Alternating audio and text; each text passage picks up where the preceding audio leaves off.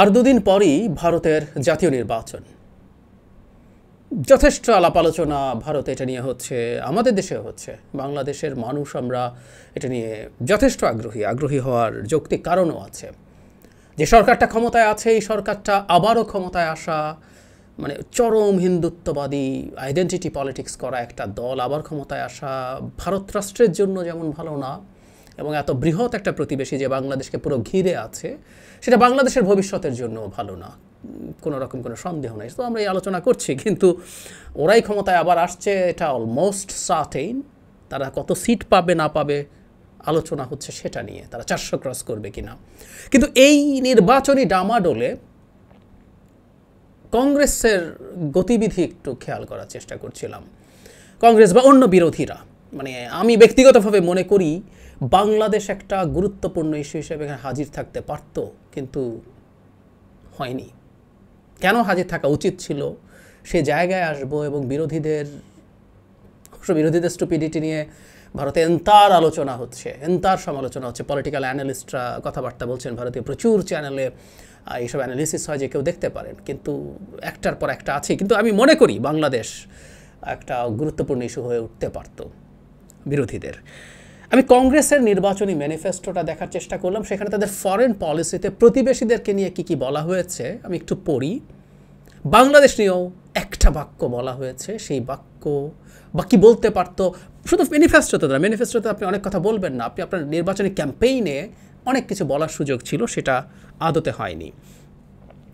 তাদের যে foreign policy আছে, এটা 9 নম্বরে বলা হচ্ছে, Congress will pay greater attention to our immediate neighbours, will re-establish the primacy of our special relationship with Nepal and Bhutan and strengthen them to our mutual benefit. মানে রিএস্টাবলিশ করার কথা বলা হচ্ছে, নেপাল এবং ভুটানের সাথে সম্পর্কে যে সমস্যা আছে সেটা রিএস্টাবলিশ করা হবে, এবং মিউচুয়াল বেনিফিটের জন্য সেটাকে আরও শক্তিশালী করে তোলা হবে। We will enhance economic and cultural relations between India and Bangladesh that are the two most populous countries in the South Asia. না, মানে আমি জানি না পাকিস্তানকে তারা সাউথ এশিয়ার পার্ট ধরছে কিনা। যাই হোক, মোটা দাগে খুবই পপুলাস, কিন্তু বলছে we will enhance economic and cultural relations. তার মানে বাংলাদেশের সাথে তারা অর্থনৈতিক এবং সাংস্কৃতিক সম্পর্ক বাড়াবে। We will work with Sri Lanka to restore the political and commercial relations between the two countries and help Sri Lanka resolve its political issues, especially with Tamils. খেয়াল করি, শ্রীলঙ্কার সাথে তারা restore the political and economic and commercial relations, রাজনৈতিক এবং বাণিজ্যিক সম্পর্ক restore করার জন্য, মানে নতুন করে ঠিক করার জন্য, মানে স্বীকৃতি আছে যে সম্পর্কটা খারাপ হয়ে গেছে, নষ্ট আছে। তারপর বলছে, এবং শ্রীলঙ্কার পলিটিক্যাল ইস্যুস ঠিক করতে সাহায্য করবে জেনারেলি। তারপর আবার হচ্ছে স্পেশালি উইথ দ্য তামিলস। আমরা জানি শ্রীলঙ্কায় যে তামিলরা আছে, তামিলদের সাথে যে সংঘাত আছে, তার সাথে ভারতের যোগাযোগ আছে, কারণ তারা ভারতের তামিলনাড়ুর সাথে সেই তামিলদের যোগাযোগ, এবং ভারত অনেক সময় এই ক্ষেত্রে একটা পক্ষ হিসাবে নিজকে দেখার কথা ভাবে, দেখার চেষ্টা করে। এবং এই তামিলরা হিন্দু ধর্মের দিক থেকে, যদিও সিংহালিজরা বেশিরভাগই বুদ্ধিস্ট, কিছু খ্রিস্টান থাকলেও। সো এই সংঘাতের মধ্যে যাবে, কিন্তু সে তার পলিটিক্যাল বিষয়েও কথা বলার কথা বলছে। তারপর বলছে, we will repair relations with the মলদ্বীপস and work with Myanmar to protect the political and human rights of the people of Myanmar. তার মানে বলছে রিপেয়ার রিলেশনস, মলদ্বীপসের সাথে মানে ভারতের যে সম্পর্ক নষ্ট হয়েছে সেটা কংগ্রেস বলছে, এবং সেটাকে রিপেয়ার করবে বলছে, এবং মিয়ানমারের সাথে কাজ করবে তার পলিটিক্যাল এবং হিউম্যান রাইটস ঠিক করার জন্য। এই জায়গাটা একটু সবাই মাথায় রাখি। মিয়ানমারের ক্ষেত্রে বলছে সেখানে পলিটিক্যাল এবং হিউম্যান রাইটস অফ পিপল, সেটা ঠিক করার জন্য মিয়ানমারের সাথে কাজ করবে।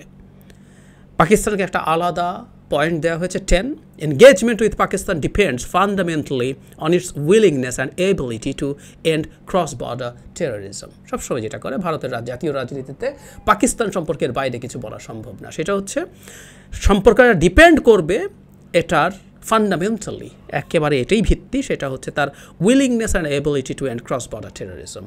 আন্তঃসীমান্তের যে সন্ত্রাসবাদ, সেটা তার ইচ্ছে এবং সক্ষমতা সেটা রোধ করার ক্ষেত্রে সেটার উপরে ডিপেন্ড করবে। কিন্তু আমি বাকি দেশগুলো সম্পর্কে আমি আবারও বলছি, নেপাল ভুটানের সাথে বলা হচ্ছে উই উইল রিএস্টাবলিশ, আমরা নতুন করে এটা করব, আমাদের প্রাইমেসি। আমাদের যে গুরুত্বের প্রাথমিক গুরুত্বের জায়গা ছিল সেটা রিএস্টাবলিশ, মানে স্বীকৃতি আছে নেপাল ভুটানের সাথে সমস্যা আছে। তারপরে আমি অন্যগুলো বলি, বাংলাদেশ প্রসঙ্গে আবার আসবো। শ্রীলঙ্কার সাথে restore political and commercial relation স্বীকার করছেন, যেখানে সম্পর্ক ভালো না। আপনি মলদ্বীপসের সাথে যে সম্পর্ক রিপেয়ার করবেন বলছেন, এবং মিয়ানমারের ক্ষেত্রে পলিটিক্যাল এবং হিউম্যান রাইটস প্রটেক্ট করার জন্য আপনি কাজ করার কথা বলছেন। এই কংগ্রেস বাংলাদেশ সম্পর্কে বলছে economic and cultural relations enhance করবে, বাড়াবে, মানে ওটা আছে ওটাকে আপনি বাড়াবেন, কংগ্রেস এই বলছে।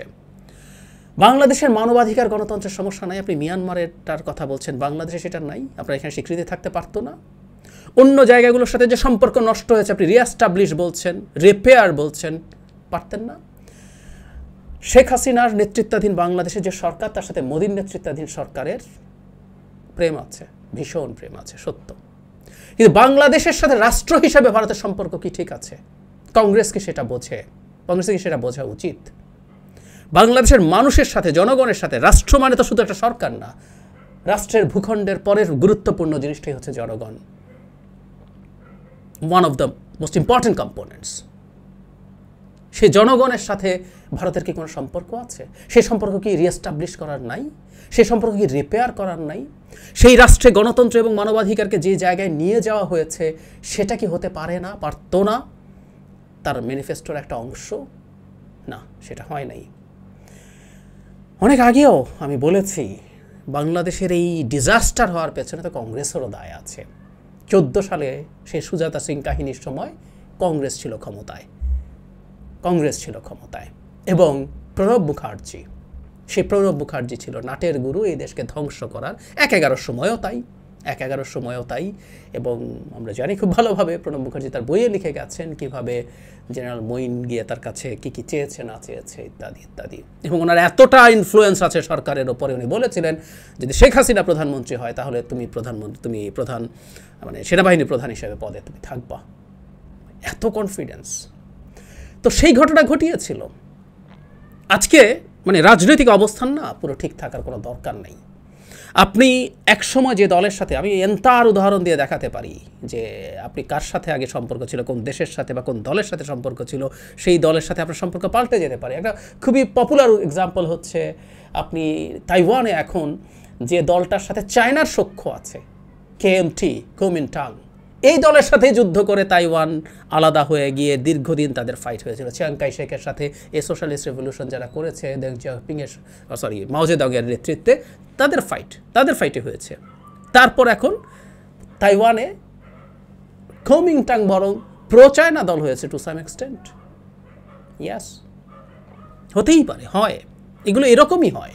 সুতরাং কংগ্রেস যদি আওয়ামী লীগকে এক সময় অন্যায়ভাবে ক্ষমতায় বসে, এখনও মোদি যখন আওয়ামী লীগের সাথে এই সম্পর্ক রাখছে, কংগ্রেস তো আসলে এটাকে অস্ত্র করা উচিত ছিল। কারণ আমরা আমাদের দেশে যা যা দেখছি, ভারত যা যা করছে, এগুলো প্রত্যেকটা তো আসলে ভারতের ফেইলিয়ার, মোদি সরকারেরও ফেইলিয়ার। তুমি একসময় করেছো, এই আলাপ থেকে সরে আসো। এই পুরো দক্ষিণ এশিয়ায় ভারতের ফরেন পলিসি কীভাবে ফেইল করেছে কিছুটা ইঙ্গিত শব্দের মধ্যে আছে, কিন্তু মাঠে খুব আলাপ নাই। একটার পর একটা দেশ ভারতের বিরুদ্ধে চলে গেছে, শত্রুভাবাপন্ন হয়ে উঠেছে রীতিমতো।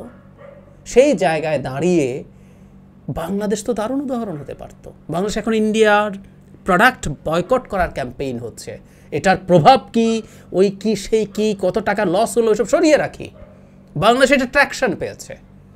এবং কংগ্রেস এটা খুব চমৎকারভাবে ব্যবহার করতে পারত, জাস্ট মোদি সরকারকে তীব্র সমালোচনার মধ্যে ফেলার জন্য। এই সমালোচনা নিশ্চিতভাবেই একেবারে কম শিক্ষিত, মানে অনেক প্রান্তিক মানুষের কাছে এইটার হয়তো অ্যাপিল নেই, কিন্তু ভারতের তো শিক্ষিত মধ্যবিত্ত এবং তার ওপরের মানুষের মধ্যে এটার একটা বড় অ্যাপিল হতে পারত। অ্যাপিল এই জন্য হতে পারত, ভারতের লোকজন তো খোয়াব দেখছে, সে খুব দ্রুত, সে তো রিজিওনাল সুপার পাওয়ার মনেই করে, ঠিক আছে, টু সাম এক্সটেন্ট সে তাও হয়তো শক্তি আছে, যদিও তার হেজিমনি নাই, এবং সে গ্লোবাল সুপার পাওয়ার হতে চায় কোনো একদিন। তাই যদি হয়ে থাকে এই জিনিসগুলো তো প্রচণ্ড রকমভাবে মোদির বিরুদ্ধে যায়। সুতরাং বাংলাদেশ ইস্যুটা একটা খুব গুরুত্বপূর্ণ ইস্যু হওয়ার কথা ছিল এবারকার ভারতের নির্বাচনী ক্যাম্পেইনে, আলোচনায়, লেখালেখিতে, বলাবলিতে। অথচ তাদের ম্যানিফেস্টোতে যে বাক্যটা লিখেছে, একটা বাক্য, অত্যন্ত ফালতু দুর্বল একটা বাক্য লিখেছে। তাতে না বোঝা যায় এই দলটার বাংলাদেশের প্রতি, আওয়ামী লীগ সরকারের প্রতি অ্যাটিটিউড কী, এবং তা দিয়েও আসলে খুব স্পষ্টভাবে বোঝা যায় এই দলটার আজকে এই অবস্থা কেন। এই আলাপ ভারতে প্রচুর হচ্ছে।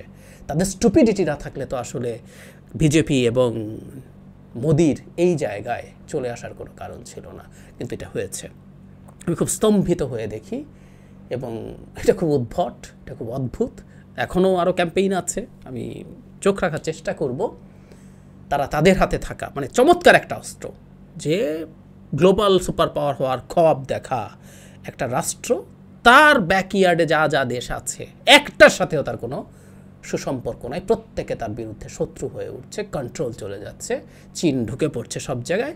এটা দিয়ে তো মারাত্মক আক্রমণ ক্রমাগত করে যাওয়া যায় মোদী সরকারকে, কারণ মোদী সরকার এই জাতীয়তাবাদ বেচে, যে আমি তোমার খাইছো টাইছো কতটুকু বিষয় না, তোমাকে উন্নয়ন দিব বলছিলাম সেসব না, তোমাকে সবাইকে নিয়ে বিকাশ করবো, সে 14 সালে প্রথম যেটা বলেছিল সবকা সাথ সবকা বিকাশ, কিচ্ছু হয় নাই। এখন সে তার হিন্দুত্ববাদ তুলে একটা জাতিগত শ্রেষ্ঠত্ব, ইনক্রিজিংলি একটা ফ্যাসিস্ট পার্টিতে পরিণত হচ্ছে।